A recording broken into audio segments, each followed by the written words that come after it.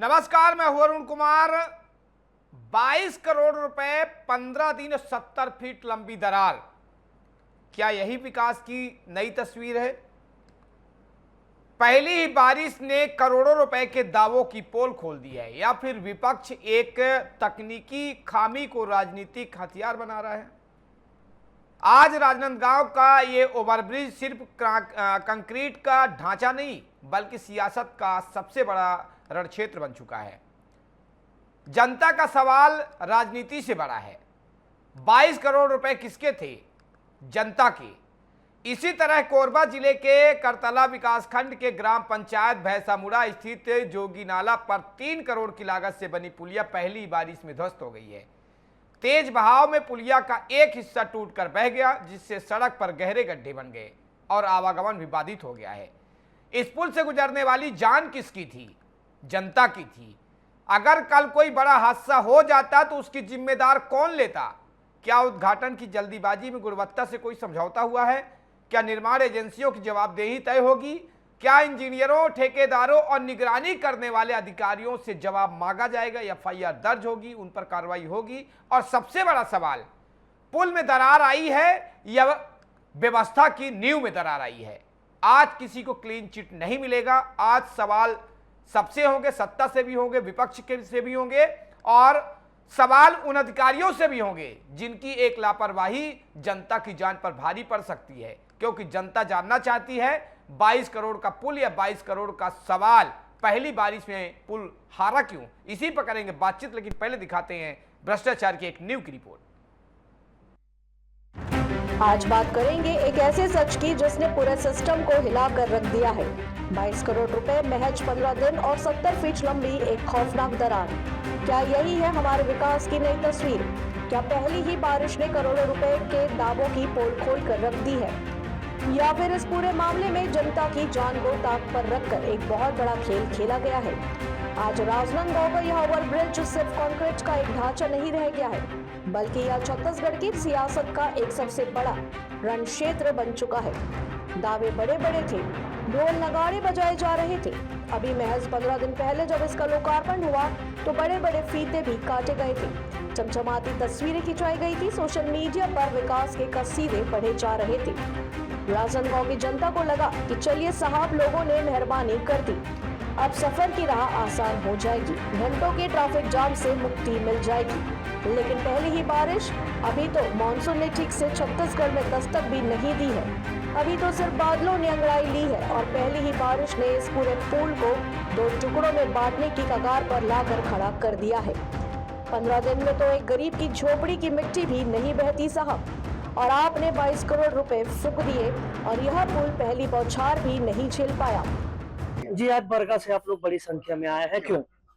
हम लोग कलेक्टर के पास इसलिए आए हैं कि हमारे गांव में जो अभी नवनिर्मित ब्रिज बने हैं वो बीचे बीच 2 फाके में बट गए और ऐसे बटे हैं कि वो काम अपन वाला समझ में नहीं आते, और वही तरफ से हमन पढ़े जात रहे उतना स्थिति में नहीं रही से अभी नवनिर्मित बने हैं। और मैं हमारे गांव कभी लड़का मन जात हो तरफ से हमारे खेती किसानी भी हवे, ऐसी स्थिति हवे कि अगर कोई छोटे से अगर जानवर भी जाए ना तो जगह धस के खत्म हो सकते। और अभी वहाँ की भी ऐसी स्थिति है कि जो अभी नेता शासन प्रशासन में जो काम करत ना, अभी लीपा पोती बा जाके वही का बोलते सीमेंट के चूरा उरा लगा के डोब के रखत हो मन। तो ये पूरा सरासर गलत होते भाई। हमारे लिए ये सब चीज बताए हम कलेक्टर साहब के पास आए रहे हैं, वो हम लोग जानकारी दी से कि ऊपर नागपुर में कोई साहब हवे तेला कोई जानकारी दे हैं, आपको अपन हिसाब से छानबीन करे की। तो हमारे आवेदन में भैया कि हम कलेक्टर के पास ऐसे बाहन हम नहीं जानन, हम अपन कलेक्टर ला जानता, हमारे जिला के हम प्रथम ये हरे हुआ तो हमारे समस्या सुलझाई की कहानी अपना विनती है। कहाँ से कहाँ तक बना है और कितने की लागत है? रेलवे का जो ब्रिज है वो गांव सरहद से बने हैं और पूरा करीब 2-1.5 किलोमीटर के आसपास हवे, और करीब अनुमानित अपना वहाँ तो बोर्ड भी टंगा है। कौन ठेकेदार है कति के बने सुनने में आते, कोई 26 करोड़ कहा थे, कोई 27 करोड़ कहा थे, हमारा कोई पता नहीं है। और कौन ला भी पूछबो भाई, हम ठेकेदार ला नहीं जाना, अब कमैया वाला कौन जानी, जैसे हम कमाला है अगला मन भी कमाला है। 2 दिन के बारिश में ये स्थिति हो गए है, तो अभी पूरा बारिश के 4 महीना बचे। कैसे करो इस स्थिति में? कैसे करबो भाई? साहब से हम अपन आवेदन करते हैं भाई, रेंगबो ऊपर वाले जो है किस्मत में रखे हुई चलत चलत अगर दब के मर गए तो ऊपर वाले भैया यही करी, हम तो अपन समस्या लेकर आना, हम समस्या सुलझा दी के हम ऊपर से इतना आग्रह है कि हमारी समस्या जल्द से जल्द सुलझाए, नहीं तो हम यहाँ गाँव वाले मंदिर चुपचाप नहीं। रेलवे के जबरदस्त ओवरब्रिज बने हैं, वर्तमान स्थिति कैसे है और बारिश में ऊपर के लोग लड़का के भी बहुत डर है, आना जाना भी खतरा है। हम जाके देखें थे हम डर लगी से एक चल नहीं सकन तैसे। और चेम्बर बना है तो चेम्बर अगर भसक जाए नहीं तो हमारे घर मन पीट उठ जाये। वो जस्ट और चेम्बर के बगल में हमारे घर लगे है, घर भी गए, खेत भी गए, पूरा गए, सामान मन मारे है पूरा। वो सामान अभी खाली नहीं करी से खेत भी भरा है ना, ओकर फसल के हमार बर्बाद हो ही नहीं बोए रहते थे। का हो क्या गए ब्रिज में का है?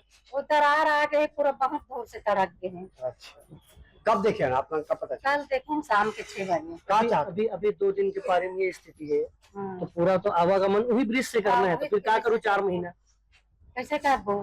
कैसे कर नहीं क्या चाहते हो आप?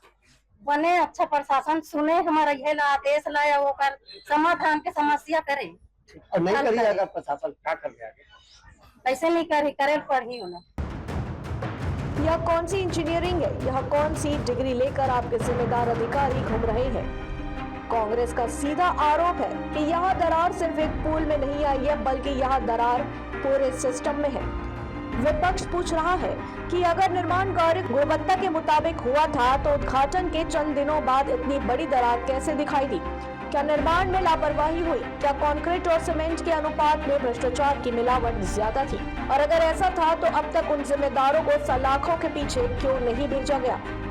राजनांदगांव के पुल में उद्घाटन के 1 महीने के बाद जो आई दरार है वो भाजपा सरकार की भ्रष्टाचार की निशानी है। पूरे प्रदेश में विकास कार्यों के नाम से, निर्माण कार्यों के नाम से भाजपा की सरकार सिर्फ भ्रष्टाचार कर रही है, कमीशन खोरी कर रही है, जिसके चलते निर्माण कार्यों की गुणवत्ता खराब हो रही है, खराब मटेरियल उसमें इस्तेमाल किया जा रहा है और उसका नुकसान आम जनता को हो रहा है और सरकारी खजाने को चोट ही पहुंच रहा है। कांग्रेस पार्टी मांग करती है कि बीते 2.5 साल में जितने भी निर्माण कार्य खराब हुए हैं उन सब की जांच होनी चाहिए और जिम्मेदारों पर कड़ी से कड़ी कार्रवाई होनी चाहिए। दूसरी तरफ भाजपा का जवाब भी सुन लीजिए। सत्ता पक्ष का कहना है कि ये सिर्फ तकनीकी खामियां हैं जिनकी जांच की जा रही है, आवश्यक सुधार किए जाएंगे और बिना जांच पूरी हुए इसे भ्रष्टाचार या घोटाला कहना राजनीतिक जल्दबाजी है, विपक्ष की राजनीति है। तो अब जनता पूछ रही है कि 22 करोड़ कौन डकार गया, इसी पर बातचीत करेंगे। बातचीत करने के लिए हमारे साथ बीजेपी प्रवक्ता हैं आलोक सोनी जी, आपका बहुत बहुत नमस्कार, स्वागत है। रिंकी पांडे जी है, आपका भी मैडम स्वागत है, नमस्कार। और वरिष्ठ पत्रकार वर्षा पांडे जी है, माफ करिए वर्षा यादव जी हैं, मैडम आपका भी बहुत बहुत स्वागत है। चूंकि शासन सत्ता बीजेपी से है, बीजेपी का है और सवाल भी बीजेपी से ही बनता है, तो आलोक जी एक बात छत्तीसगढ़ की जनता आपसे जानना चाहती है। राजनांदगांव में 15 दिन पहले खुला 22 करोड़ का ओवरब्रिज दरक गया है और कोरबा के भैंसामुड़ा में 3 करोड़ की पुलिया पहली बारिश में ढह गई। क्या छत्तीसगढ़ में विकास का पैमाना यही है कि लोकार्पण आज और 15 दिन बाद विसर्जन हो जाए? सबसे पहले आपके सभी दर्शकों को और हमारे साथ जो साथी प्रवक्ता और विशेषज्ञ जुड़े हैं उनको मेरा नमस्कार। देखिए, ऐसा जो आप इस वक्त जो तस्वीरें आ रही हैं वहां पर में और जो आप बता रहे हैं या जो उनके ग्रामीणों की मैंने भी बात सुनी और बहुत से विशेषज्ञों से भी मैंने बात करी इस विषय पर में, जो इसके अच्छे खासे जानकार हैं। इस पे आपके कुछ पत्रकार भाई बंधुओं ने भी उनसे जानकारी ली, मतलब एक तटस्थ जो स्पेशलिस्ट है उनसे, उनका कहना है कि ये कोई घटिया निर्माण एक वजह नहीं है इसका। पहली बात समझिएगा, ये लैंड एडजस्टमेंट की घटना है। लैंड एडजस्टमेंट जब हुआ है तो उसकी वजह से जो क्रैक्स आए वो बहुत मामूली सी बात है और उससे बिल्कुल बहुत जल्द ठीक कर लिया जाएगा। उसके पुल के मजबूती से, पुल के निर्माण के क्वालिटी से कहीं पर भी कोई कंप्रोमाइज जैसी बात नहीं है। दूसरी बात मैं अपने कांग्रेस के भाई बहनों को बता दूं कि ये जो निर्माण है दक्षिण पूर्व मध्य रेलवे के द्वारा किया गया है, छत्तीसगढ़ सरकार ने नहीं किया है इसका निर्माण। फिर भी और जिस कंपनी ने इसका निर्माण किया है उन्होंने भी कहा है कि जो भी तकनीकी प्रॉब्लम उसमें आई है। सवाल यहाँ पे ये नहीं है कि निर्माण किसने किया है, सवाल यहाँ पे ये है कि आखिर 22 करोड़ की जो पुल बना है, ये 22 करोड़ का रास्ता है, लोग आते जाते हैं, इसमें किसी की जान भी जा सकती है। आप जिस तरीके से बोल रहे हैं इसका मतलब क्या है कि आपके पास अच्छे इंजीनियर नहीं है, आपके पास अच्छे कंस्ट्रक्शन वाले नहीं है। आप जिस तरीके से जवाब दे रहे हैं कि भैया बन जाएगा, वो होगा, तो इसमें और कितना नुकसान जनता की टैक्स का पैसा है भाई साहब। नहीं, इसीलिए तो मैंने आश्वस्त किया आपको जी कि जब इतने बड़े विशेषज्ञों ने, तकनीकी विशेषज्ञों ने, जो इस प्रोजेक्ट से कोई लेना देना भी नहीं रखते, उनके भी स्टेटमेंट्स आए, उन्होंने भी कहा है जी कि एक बहुत मामूली सी घटना है, ये लैंड एडजस्टमेंट की घटना है, इसका पुल की मजबूती से कोई लेना देना नहीं है। और जी। सबसे बड़ी बात, आज जो विषय आज कांग्रेस उठा रही है यहाँ पर में, जी तो मुझे ये समझ में नहीं आता कि आज वाकई में विपक्ष के पास में जब मुद्दों का पूरी तरह से अभाव हो चुका है, जी ये दर्शा रहा है कि विपक्ष के पास में अब कोई मुद्दे ही नहीं बचे, मुद्दा विहीन विपक्ष है। और ये वही विपक्ष है जिन्होंने 5 साल में एक ना पुल बनाया, ना सड़क बनाया, ना स्कूल बनाए, ना कॉलेज बनाए, एक भी निर्माण का काम ये बता दे कि इन्होंने अपने 5 वर्ष के कार्यकाल में किया हो। और जी। ये आज हम पे उंगली उठा रहे हैं, जो लगातार 15 साल भारतीय जनता पार्टी के शासनकाल में, छत्तीसगढ़ की मैं परिप्रेक्ष्य में बात करूंगा, जी तो विकास पुरुष आदरणीय पूर्व मुख्यमंत्री डॉक्टर रमन सिंह के कार्यकाल में जितने रोड रस्तों का निर्माण हुआ, जितने पुल पुलिया का निर्माण हुआ, जितने स्कूल कॉलेज यूनिवर्सिटीज का निर्माण हुआ, आज जो कुछ भी है वो भारतीय जनता पार्टी की ही देन है। छत्तीसगढ़ में आज जो भी व्यवस्था आप देख रहे हैं, जो इंफ्रास्ट्रक्चर देख रहे हैं, आज लगातार हमारे गांव को शहरों से जोड़ रहे हैं, ये सारा कुछ देन छत्तीसगढ़ की सरकार में भारतीय जनता पार्टी ने दिया है। जी 5 वर्ष के कार्यकाल में कांग्रेस एक भी अचीवमेंट गिना दे आज मुझे इस बात को कि उन्होंने कोई भी एक रास्ता भी बनाया हो।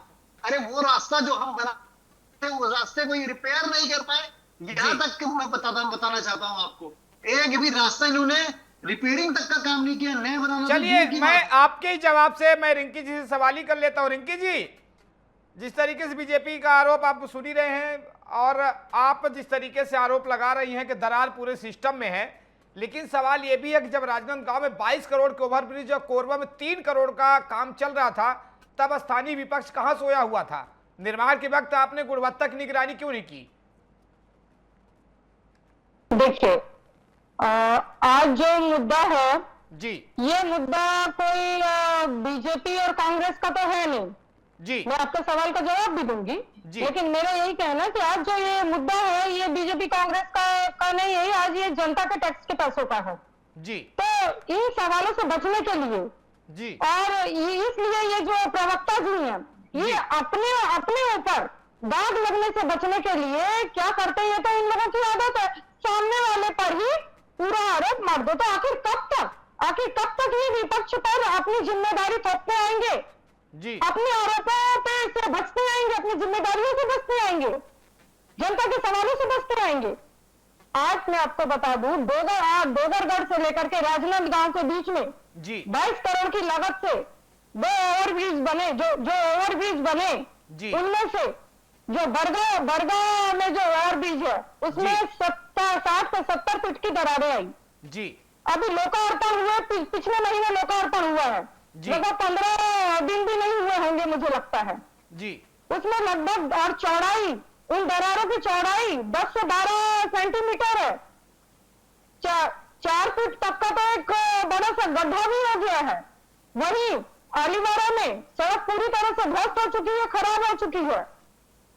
चलिए हम फाइनल कमेंट है हमारे साथ वरिष्ठ पत्रकार वर्षा यादव जी हैं। वर्षा यादव जी से जान लेते हैं। वर्षा जी, राजनांदगांव में 22 करोड़ का ओवरब्रिज 15 दिन में दरक जाता है और कोरबा में 3 करोड़ की पुलिया बह जाती है। एक न्यूट्रल ऑब्जर्वर के नाते आपको क्या लगता है, क्या ये सिर्फ छत्तीसगढ़ के 2 शहरों की कहानी है या पूरे प्रदेश की पीडब्ल्यूडी और निर्माण एजेंसियों के भीतर कोई बहुत बड़ा सिंडिकेट चल रहा है भ्रष्टाचार का? जी अरुण जी, आप मुझे सुन पा रहे हैं? जी जी जी, देखिए, इंतहा हो गई है भ्रष्टाचार की। जी, आप सुन पा रहे हैं मुझे? जी जी, हाँ सुन पा रहे हैं, बोलिए जी। जी, ये तो ऐसी बात है कि ये भ्रष्टाचार की इंतहा है जी, नेता, ठेकेदार और अफसर की जुगलबंदी का परिणाम है। ये पुल टूट जा रहे हैं। अगर आप मुझे बताइए कि 15 दिन में अगर पुल में दरारें आ रही हैं तो उसकी गुणवत्ता की जांच किसने की है? वहाँ इतने वेल एजुकेटेड इंजीनियर, ऐसा तो नहीं होगा हमारे सरकार नेताओं ने और अफसरों ने ऐसे किसी को भी जो है जिम्मेदारी सौंप दी होगी। भाई जब कोई विकास की बात होती है, जब कोई कागज से उठकर वो जमीनी स्तर पर जब कोई विकास जो है जमीनी स्तर पर आता है तो निसंदेह उसमें एक टीम वर्क होता है जी। सिर्फ आप ये देखिए ना, 1 लाख 2 लाख 10 लाख 50 लाख इतना रुपए की चोरी नहीं है ये जी, टोटल करोड़ों रुपए की चोरी है। और करोड़ों रुपए की चोरी जो है वो ठेकेदार अकेले तो नहीं कर पाएगा सर। आप भी समझ सकते हैं कि हमारे गवर्नमेंट का जो सिस्टम है, रोड बनाना हो, पुल बनाना हो, उसके प्रॉपर एक टेंडर सिस्टम चलता है जी। और इसी टेंडर सिस्टम के माध्यम से जो कुशल इंजीनियर है, हम उसको बहुत अच्छे से अच्छा इंजीनियर को हम जब उसके सारी चीजों को देख के, उसके पूर्व के कार्यों को देख कर भी हम अपने जो सरकार है वो विकास कार्यों के लिए इंजीनियर को चुनती है। और जब इंजीनियर जो है, भाई आप समझिए जी, मेरा ये कहना है कि 15 दिन में जो दरारी आई है उसमें तो मेरा सबसे पहला सवाल है, यहाँ बैठे मौजूद जो है, यहाँ पे देखिए कांग्रेस और बीजेपी पार्टी और जो विपक्ष है उन दोनों से, मतलब सत्ता में है और विपक्ष है, उन दोनों से सवाल करना चाहती हूँ और जो नेताओं से भी, उन अफसरों से भी, कि भाई पहले फिटनेस सर्टिफिकेट किस आधार पर दिया गया था। ये जो दरारें आई है उसका फिटनेस जो सर्टिफिकेट है, मतलब ये तकनीकी ज्वाइंट है। मतलब ये तो जब सारी चीजें बिगड़ जाती है तो फिर ये बातें बहाने सारी चीजें क्यों आती है? क्यों हमारा मतलब जब खाता तैयार किया गया था तो उसमें पहले तय किया गया होगा ना कि भाई कितना उस पुल से कितने लोग आवाजाही कर रहे हैं, रोज कितना एक एवरेज निकाला गया होगा, उसके आधार पर तो सारी सिस्टम की सारी चीजें तय की गई होगी। मतलब ये तो हद है। बिल्कुल आलोक जी, आप इसे सिर्फ तकनीकी खामी बता रहे हैं, क्या आपके इंजीनियरों को यह नहीं पता था कि छत्तीसगढ़ में मानसून में बारिश होती है? क्या पुल सिर्फ धूप सेकने के लिए बनाए गए थे? यह तकनीकी खामी है या सरकारी संरक्षण में हुआ खुला भ्रष्टाचार? आज ये सवाल छत्तीसगढ़ की जनता का है। एक बात तो मैं आपको स्पष्ट करना चाहूंगा जी, कि ये जो सरकार है इस वक्त प्रदेश में भारतीय जनता पार्टी की जी, हम भ्रष्टाचार पे 0 टॉलरेंस की नीति के साथ चल रहे हैं जी। और यदि जैसा कि आप बोल रहे हैं या हमारी विशेषज्ञ जो इस वक्त जुड़ी हुई है जी, और हमने भी बात करी है इस विषय पर जी, अगर 1% का 1.25 हिस्से में भी यदि ये नजर आता है कि भ्रष्टाचार के कारण में ये बात हुई है या क्रैक हुआ है, मैं आश्वस्त करता हूं आपको जी कि उनके खिलाफ जो कड़ी से कड़ी कार्रवाई है वो की जाएगी। चलिए बहुत बढ़िया, आपने ये वादा कर दिया डीएन न्यूज़ प्लस में, बहुत अच्छी बात है, कार्रवाई हो।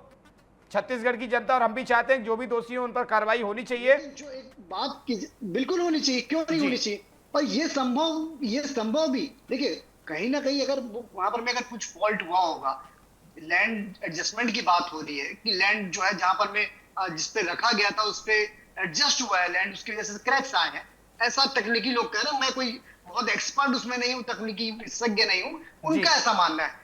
अगर बात वही है तो अगर वाकई में लैंड एडजस्टमेंट की घटना है तो डेट्स ओके, वो करेक्शन किया जा सकता है। लेकिन यदि कहीं पर में भी 1% भी यदि चांस होगा कि भ्रष्टाचार की वजह से ये अंजाम तक पहुंचा या ऐसी परिस्थितियां निर्मित हुई है, मैं आश्वस्त करता हूं कि ये सरकार बख्शेगी नहीं। चलिए बहुत बढ़िया, भी आश्वस्त कर रहा हूं जी जी बिल्कुल, ये सरकार ही वही सरकार है जो अपनी गलतियों को सुधारने के लिए बैठी है, जो अपनी गलतियों को एक्सेप्ट करने बैठी है और ऐसे लोगों को दोष जी दंडित करने के लिए बैठी हुई है। वो करेंगे भी, लेकिन आज यदि कहीं पर भी निर्माण, देखिए जब आप काम करेंगे आपसे गलतियां होगी, अगर आप काम ही नहीं करेंगे तो गलतियों की तो संभावना ही नहीं रह जाती है जी। ये बात भी मैं कहना चाहता हूं। तो आज हम काम कर रहे हैं और कहीं ना कहीं यदि कोई करेक्शन की रिक्वायरमेंट है तो उस बात को हम खुले दिल से स्वीकार कर रहे हैं और करेंगे भी आगे। चलिए रिंकी जी, जनता देख रही है आरोप प्रत्यारोप की इस खेल में असली मुद्दे गायब हो रहे हैं। क्या कांग्रेस इस मुद्दे को सिर्फ इस टीवी डिबेट तक सीमित रखेगी या सड़क से लेकर सदन तक जनता के पैसों के रिकवरी के लिए कोई ठोस लड़ाई लड़ेगी? कांग्रेस जनता के हर मुद्दे को उठाती है और सड़क से लेकर संसद तक लगातार उठाती है। फीता काटने में ये लोग बहुत जल्दीबाजी करते हैं। क्यों करते हैं फीता काटने में इतनी जल्दबाजी कि गुणवत्ता का जो जांच की जो गुणवत्ता वो पीछे छूट जाती है। और ये जो मैं सुन ही नहीं पा रहा था। मैं जांच की बात कर रहे हैं, उस तक विपक्ष की आवाज नहीं आ रही है तो जनता तक कैसे आवाज? मेरी भी बात सुन लीजिए। जो आप अभी जांच की बात कर रहे थे, जो सजा देने की बात आप कर रहे थे, तो जांच लगता है कांग्रेस विपक्ष आउट ऑफ नेटवर्क हो चुका है पूरा प्रदेश में। चाहता है मुद्दे तो है नहीं, नेटवर्क से भी गायब है। चाहेगी कि जिन्होंने ऐसा किया उसको कड़ी से कड़ी सजा होना चाहिए, निष्पक्ष जांच होना चाहिए। ये हम लोग तो शुरू से मांग कर रहे हैं और जनता का हर एक व्यक्ति ये मांग कर रहा है क्योंकि उनका पैसा लगा है इसमें। लेकिन जांच जो है वो हादसे के पहले और निर्माण कार्य के जो चलता है उस समय क्यों नहीं होती? उस समय गुणवत्ता की जांच निर्माण के दौरान क्यों नहीं की जाती? आपकी सरकार क्या कर रही थी? और आप ये जो सीखने की बात करते, काम करने की बात करते, 2.5 साल हो गए साहब आपकी सरकार को। 2.5 साल तक आप सीख रहे हैं क्या? 2.5 साल तक क्या किया आपने? आंख बंद करके सो रहे थे। 22 करोड़ कम नहीं होता है। आप लोगों के लिए केवल इवेंट और प्रचार का माध्यम बन चुकी है जनता के पैसे से केवल आप लोग इवेंट करते हैं, प्रचार करते हैं, उसके 4 दिन बाद चाहे कोई बढ़ जाए चाहे डर जाए, उससे आपका कोई मतलब नहीं। चलिए आप लोगों ने क्या किया? बिल्कुल हम आगे बढ़ते हैं, डिबेट को, मुद्दे को आगे बढ़ाते हैं। वर्षा जी, जब भी कोई पुल गिरता है या दरार आती है तो एक जांच कमेटी बना दी जाती है और छोटे इंजीनियरों को सस्पेंड करके मलाई खाने वाले बड़े अफसर, रसूखदार, ठेकेदारों को बचा लिया जाता है। इस प्रशासनिक ढर्रे को आप कैसे देखती हैं? क्या कभी इस देश में ठेकेदारों की संपत्ति कुर्क करने जैसी सख्त कार्रवाई हो सकती है या होगी? क्या लगता है आपको? सर, ये हमारे भारत देश का कितना बड़ा दुर्भाग्य है। आप समझिए कि जो अंग्रेज पुल बना के गए हैं वो वैसी का वैसी ही है। आप समझिए, उसमें बहुत दरदर नहीं हुई, अंग्रेज जा चुके हैं, लेकिन उनकी बनाई हुई जो पुल है वो अभी तक कहीं ना कहीं लोग बताते हैं कि अरे ये अंग्रेजों को बनाया हुआ पुल है। लेकिन हमारे देश में जब सड़क आज बनती है कल सड़क गायब हो जाती है। सड़क से मतलब कंक्रीट के वो जो धूल मिट्टी बनते हैं, पुल ढह जाते हैं। मतलब समझिए सर, एक पुल को बनाने के लिए कितने लेबर, कितने सारी कागजी कार्रवाई, और जनता को ना भाजपा की सफाई चाहिए, ना कांग्रेस के आरोप चाहिए। जनता को चाहिए सच। ठीक है, अगर पुल सुरक्षित है तो आप जो है वैज्ञानिक जो रिपोर्ट है उसको सार्वजनिक कीजिए। आप जो है देखिए, ये राजनांदगांव जो जिला है वो हमारे प्रदेश के कद्दावर नेता का क्षेत्र है और वो अभी मतलब मंत्री अभी जो है वो मतलब जो है वो कद्दावर नेता का क्षेत्र है, पूर्व मुख्यमंत्री का क्षेत्र है वो। और वहाँ आपको भी पता होगा सर कि जब पूर्व मुख्यमंत्री डॉक्टर रमन सिंह जी ने कभी कहा था कि भ्रष्टाचार करने वालों के को जो है चौराहों पर खड़ा कर हंटर मारना चाहिए, लेकिन आज तक कोई सरकार यह साहस नहीं दिखा सकती है। अन्यथा इस लूट पर भी कोई मतलब न रोक सकी है। आप बताइए ना, अक्सर जो है जब कोई घटना हो जाती है तो सत्ता पक्ष उसे कवर करने में लगा रहते हैं अपने मतलब बातों से, और जहाँ विपक्ष है वो मौका तलाशते हैं कि मौका देखती है कि हम जो है आवाज उठाएं जनता की तरफ से। लेकिन देखिए, पूर्ववर्ती अगर सरकार की बात करें जो कांग्रेस की थी, उसमें भी बारिश हुई है। ऐसा तो नहीं है कि आज भाजपा में बारिश हुई है, कांग्रेस में नहीं हुई थी। भाई हमारी जो प्रदेशवासी हैं छत्तीसगढ़ में, उन्होंने भाजपा को भी 5 साल मौका, 15 साल मौका दिया, और अभी जो वर्तमान में मौका दिया है कांग्रेस को भी 5 साल मौका दिया है जी। लेकिन बारिश लगातार रही है। आज 26 साल हो गए छत्तीसगढ़ में, लेकिन आप देखिए ना, इर्द गिर्द जो है सड़कों में आज भी तालाब वाली स्थिति है, जल भराव वाली स्थिति रहती है, कहीं सड़क डैमेज होते हैं, कहीं आप चले जाइए पूरे प्रदेश का यही हाल है। आप बिलासपुर और चले जाइए, कोरबा चले जाइए, रायगढ़ की स्थिति कितनी खराब थी बीच में।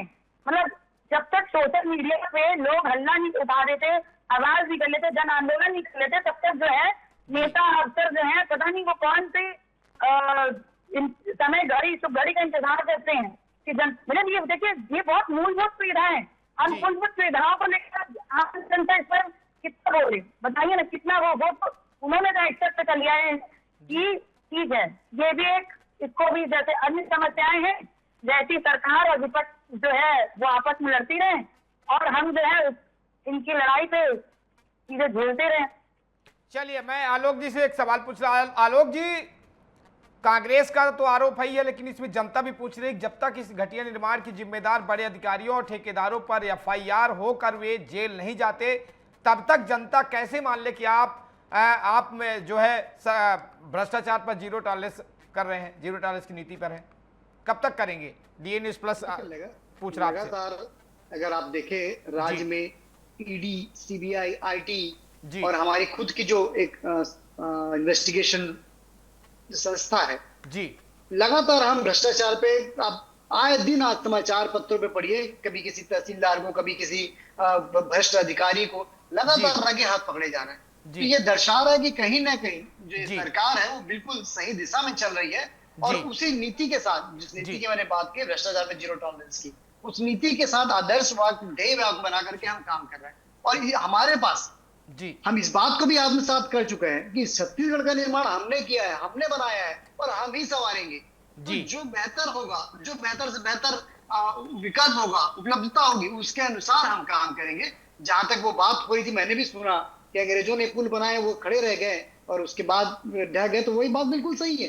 अंग्रेजों ने पुल बनाए, वो अभी तक खड़े हुए हैं, लेकिन 65 वर्ष की सत्ता में कांग्रेस ने जो पुल और सड़कों का निर्माण किया, आज वो कहाँ गए जिनका आता पता नहीं है। तो आज वो सरकार की स्थिति नहीं है। आज केंद्र में आदरणीय वर्तमान को देखिए, अगर आपकी सरकार में अच्छी चीजें हुई है, मैं इसकी सराहना करती हूँ, मैं मानती हूँ कि प्रदेश में आश्वस्त करता हूँ निर्माण किसी भी प्रक्रिया में कोई खामी नहीं होगी, इस बात को भी मैं आश्वस्त करता हूँ आपको। चलिए आलोक जी, रिंकी जी, राजनांदगांव कोरबा की जनता का आज ये सवाल है, सोच रही है कि वो किस सड़क पर चले, किस पर नहीं। विपक्ष के नाते आपके कार्यकर्ताओं ने अब तक उस ठेकेदार के दफ्तर का घेराव क्यों नहीं किया? कहीं शिकायत दर्ज क्यों नहीं कराई आप लोगों ने? जनता के हक की गाड़ी कमाई की रिकवरी के लिए आपके पास क्या कुछ रोड मैप तैयार किए हैं? ऐसा नहीं है, ऐसा नहीं है। हमारे प्रदेश अध्यक्ष ने स्पष्ट तौर पे कहा है कि स्पष्ट तौर पे हमने मांग की है कि इसकी निष्पक्ष जांच हो। जो इन्होंने तकनीकी जांच की बात कही, तो जब तकनीकी जांच की बात कही तब हमारे प्रदेश अध्यक्ष ने सीधे तौर पर कहा है कि आप जो तकनीकी जांच की बात कर रहे हैं उसे शीघ्र कीजिए। अगर तो यहाँ रिपोर्ट जो है, रिपोर्ट सार्वजनिक कीजिए, जो आपकी जांच है निष्पक्ष रूप से आप जांच कीजिए। अगर ऐसा नहीं होता है तो हमारी सरकार इसे सड़क से लेकर संसद तक जाएगी और पूरी तरह इसका घेराव करेगी, क्योंकि ये जनता के पैसे को ऐसे ही नहीं जाने देगी। आज तक जब से बीजेपी की सरकार आई है तब से लेकर के आज तक ये जो भ्रष्टाचार पे जो बड़ी बड़ी बातें कर रहे हैं ना, तो मैं आपको बता दूं कि जितनी उनकी पार्टी में कम से कम 90% लोग भ्रष्टाचारी हैं। ये क्या बात करते हैं भ्रष्टाचार पे जीरो टॉलरेंस की बात करते हैं। ये जितने अदर पार्टी में है तो खुले रूप से इनको वॉशिंग मशीन कहा गया है। अदर पार्टी में लोगों पर, नेताओं पर आरोप लगाते हैं और अपनी पार्टी पे लेने पर सारे भ्रष्टाचार माफ कर देते हैं। तो ये क्या बात करेंगे भ्रष्टाचार को मिटाने की? ये लोग खुद ठेकेदारों के साथ मिलीभगत करके इनकी पार्टी ये इस तरीके का काम करती है। वरना 15 दिन के अंदर कोई नया पुल, एक नहीं 2 पुल की हालत खस्ता हो जाए, खराब हो जाए। जहां से जनता जा रही है, जहां से छोटे छोटे बच्चे गुजर रहे हैं, इन लोग मतलब सुरक्षा की जिम्मेदारी कौन लेगा? किसके पास है? क्या ये सरकार बताएगी? आलोक स्वामी जी बताएंगे इसकी सुरक्षा की जिम्मेदारी किसकी थी? इसमें जब सुरक्षा इसमें दी गई, उद्घाटन से पहले इनके अधिकारी, इनके ठेकेदार लोगों ने जो कौन इंजीनियर थे वो लोग जिन्होंने सुरक्षा पर पूरा ब्यौरा दिया कि हाँ ये सुरक्षित है?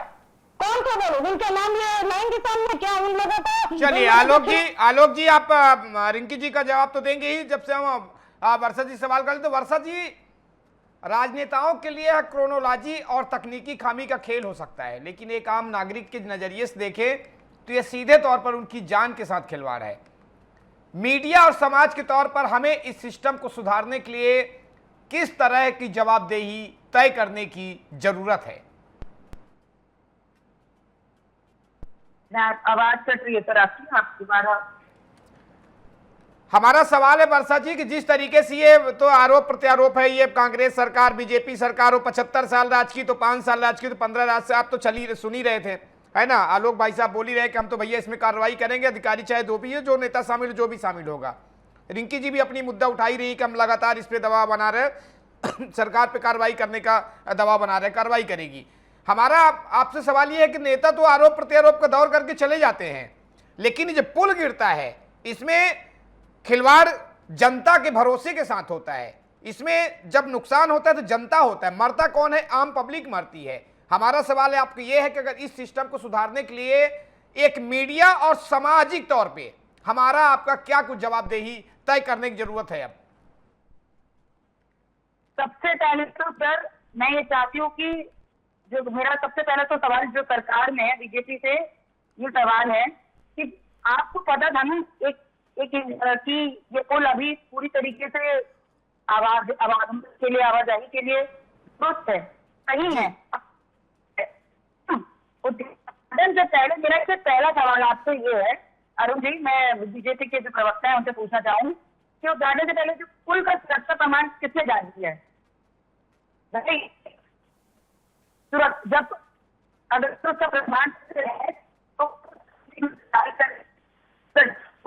वर्षा जी आपकी आवाज कट रही है, टेक्निकल प्रॉब्लम हो सकती है, मैं सुधारने की उसको कोशिश करते हैं। आलोक जी, आप सरकार आप जो है जीरो टॉलरेंस का दावा करते हैं, तो क्या आज on camera DA news plus पर यह घोषणा करेंगे कि इस घटिया निर्माण कार्य को पास करने वाले सुपरवाइजिंग इंजीनियर अधिकारियों और रसूखदार ठेकेदारों की संपत्ति कुर्क करेंगे आप और उन्हें एफआईआर करके जेल भेजेंगे? यह सिर्फ एक खोखली कमेटी बनाकर ठंडे बस्ते में डाल दिया जाएगा? अरुण जी, सबसे पहले तो ये सरकार एक है जी, और न्याय में उन सभी को बराबर का हक है अपनी बात रखने का जी, चाहे वो कोई भी हो, आप चाहे ठेकेदार कहें, इंजीनियर की बात कहें और या किसी और की बात, व्यक्ति की बात करें जो इस निर्माण में इन्वॉल्वमेंट हो, तो सभी की बात, सबका पक्ष सुना जाएगा जी। और जहां तक ये जो क्रैक्स की बात आप कर रहे हैं इसको भी देखा जाएगा कि क्या ये नेचुरल कैलामिटीज की कोई ऐसी घटना है, अनहोनी है जो once in a life time, once in a 50 years possible होता है। तो ये सब सारी संभावनाओं को, सभी विषय जांच के बिंदुओं को ध्यान में रख करके ही उचित कार्रवाई की जाएगी। ये वो सरकार नहीं है कि बिल्कुल उठा करके सूली पे चढ़ा दिए। इसके लिए सभी पक्षों को सुना जाएगा, सभी पक्षों को सुन करके फिर सरकार उस पर न्याय जरूर करेगी, इस बात को मैं आश्वस्त करता हूँ। चलिए, बहुत बढ़िया। रिंकी जी, सत्ता पक्ष का कहना है कि यह मामूली तकनीकी खामी है जिसे सुधारा जा सकता है, लेकिन आप इसे बेवजह तूल दे रही हैं। क्या आप सच में जनता की सुरक्षा को लेकर चिंतित हैं या पहली बारिश के इस पानी को जो है आने वाले चुनावों के लिए एक राजनीतिक हथियार की तरह इस्तेमाल कर रही हैं? ऐसा कुछ नहीं है। देखिए, अभी इन्होंने जो बात कही कि उस पर देखेंगे और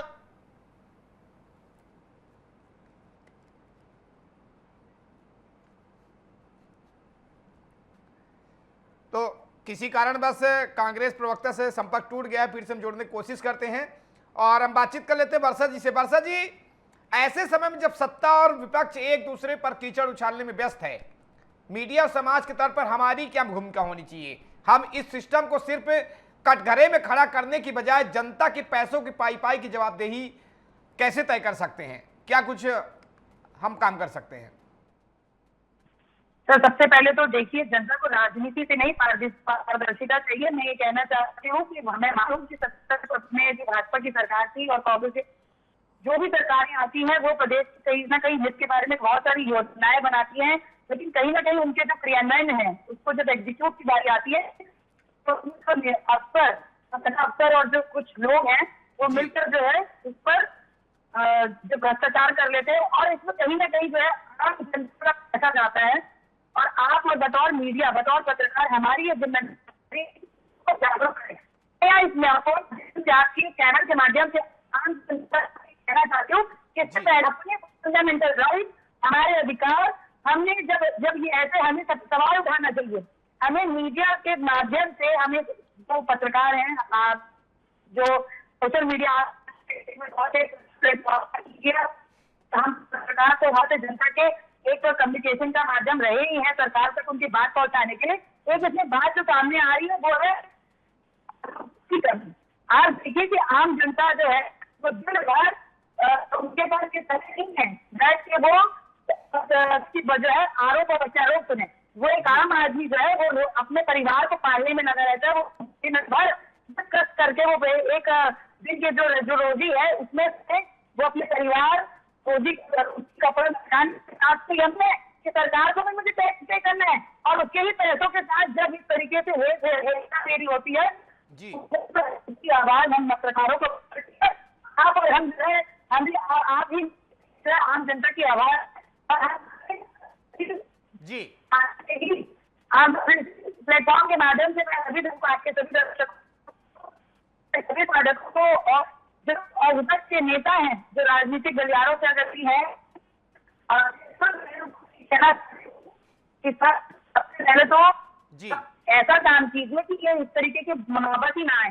जब आप कोई आप समझिए कि जब आप काम कर रहे हैं एक तो नीचे जमीनी स्तर पे, तो उसका ढांचा इतना तगड़ा होना चाहिए, इतना मतलब स्ट्रॉन्ग होना चाहिए, मजबूत होना चाहिए कि आपको ये नौबत ही ना आए। क्योंकि देखिए ये तो आप और हम आराम से बात कर पा रहे हैं कि इनका परिवार पुल में अगर वो किसी न किसी की जान गई है, किसी पे आई है, तो ना होने से चला है या हादसे होते हुए हैं, तो आप उसमें देखिए ना कि किसी का परिवार का कोई चिराग बुझाए, मतलब एक उस पर्सपेक्टिव से आप सोचिए।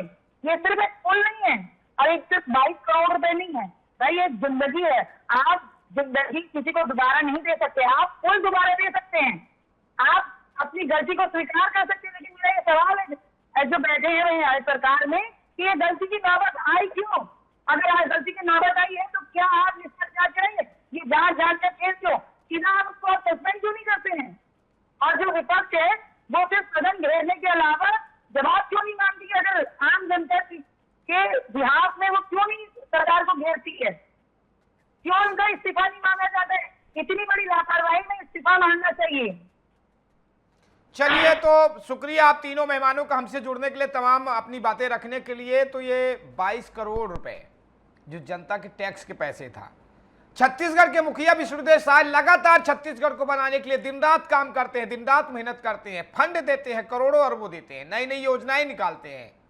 लेकिन जिस सिस्टम में बैठे जो अफसर हैं, नेता हैं, ये आपस में बंदर बांट कर रहे हैं, करोड़ों रुपए डकार जा रहे हैं, बदनाम सरकार हो रही है, कांग्रेस सरकार को घेर रही है, जबकि सरकार बराबर अपना काम कर रही है। लेकिन जो सिस्टम के घून है, इन पर कार्रवाई नहीं हो पाती है, इसलिए ये करप्शन और भ्रष्टाचार लगातार बढ़ता जाता है। आज इस मंच से मैं पूछना चाहता हूं, सवाल ये जनता का है कि आपकी इस राजनीति से बहुत बड़ा सवाल है ये 22 करोड़ रुपए किसके थे जो आज पुल में डूब गए? किसी नेता के थे या किसी अफसर की तिजोरी के? नहीं, वो पैसा इस प्रदेश की जनता के टैक्स के पैसे थे, इस देश की आम जनता की गाड़ी कमाई के टैक्स के थे, खून पसीने की कमाई के पैसे थे। इस पुल से गुजरने वाली गाड़ियां किसकी थी? उस पर सवार जान किसकी थी? हमारी, आपकी, ये सिस्टम में बैठे ये करप्शन में डूबे घुन की? जरा आंख मूंद कर सोचिए, अगर कल कोई बड़ा हादसा हो जाता, पुल का वो हिस्सा ताश के पत्तों की तरह ढह जाता और कोई बेगुनाह परिवार अपनी जान गंवा बैठता, तब क्या होता? मुआवजे का मरहम लगा देते, एक जांच कमेटी बैठ जाती, 2-4 छोटे मोटे कर्मचारी सस्पेंड करके फाइल बंद कर दी जाती। और ये जो करप्शन में बैठे अफसर हैं, कुछ इसमें बड़े ठेकेदार हैं, फिर से अगली 20 करोड़ की फाइल पर साइन करके मलाई खा रहे होते। आज सबसे बड़ा सवाल यही है, पुल में दरार आई है या हमारी व्यवस्था की नींव में? डिबेट सेंटर में यहीं तक। आप देखते रहिए DD न्यूज़ प्लस। नमस्कार।